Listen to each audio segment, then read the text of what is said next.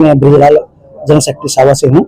SC/ST welfare association है। State bank requirement भी होती है बैंक के लेवल पे कि ये पैरामीटर होने चाहिए, उसके बेस पर ही आप काम कर सकते हैं। ये आपका रजिस्ट्रेशन आपका वैलिड है या इनवैलिड है, ये आगे काम कर सकता है बैंक की पॉलिसी के हिसाब से। तो एक दर्शन जी ने वैसे समाज के लिए तकरीबन 40 साल काम किया है। 1 साल से इनकी जो सेवा थी इन्होंने अनकंडीशनल, इन्होंने ही साथ में जितने भी टेबल के इनके ऑफिसर थे उन्होंने सब ने अपने इंडिविजुअल तौर पे हमें फार्म भी दिए और साथ में हमारे लिए मेंबरशिप भी इकट्ठी करके लेके आए हैं। अब इनकी इसमें रिक्वायरमेंट है तो इन्होंने अब तक समाज के लिए या सावा के लिए किया। हम इनका तहे दिल से शुक्रिया अदा करते हैं और आगे भी हम इनसे यही उम्मीद करेंगे। दूसरा, इसके साथ साथ हमारे बैनर में आपने देख लिया कि हमारी just GBM general body meeting भी है। उसका मेन ये था कि आजकल के सिनेरियो में आजकल आप देख रहे हैं कि कहीं UGC का मुद्दा चल रहा है, कहीं SC/ST की बात चल रही है, इशू चल रहा है, कहीं OBC के इशू की बात चल रही है। तो हम भी उसी डिप्राइव्ड क्लास से हैं जिसके बारे में आजकल बात कर रही है।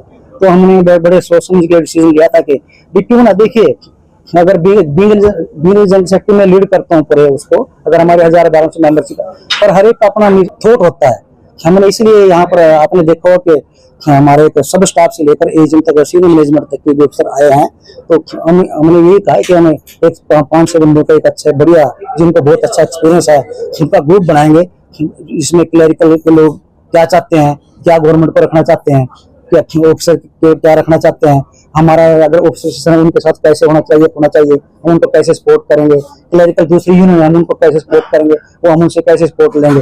देखिए आजकल के जो हालात हैं, गवर्नमेंट से फाइट करने में इतना इज्जत टास्क नहीं है और इसीलिए अगर बैंकों का मैं आपको नाम लूँ तो उसमें यूनाइटेड फोरम भी इसलिए बनाई थी जिसमें हमारी main major union association officer clerical की मिलकर एक इकट्ठा काम करें।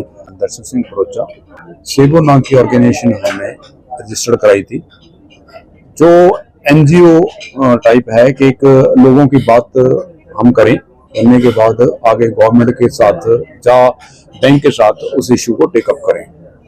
लगातार हमारा काम चलता रहा, लेकिन बाद में बैंक ने 2022 में एक SOP निकाली।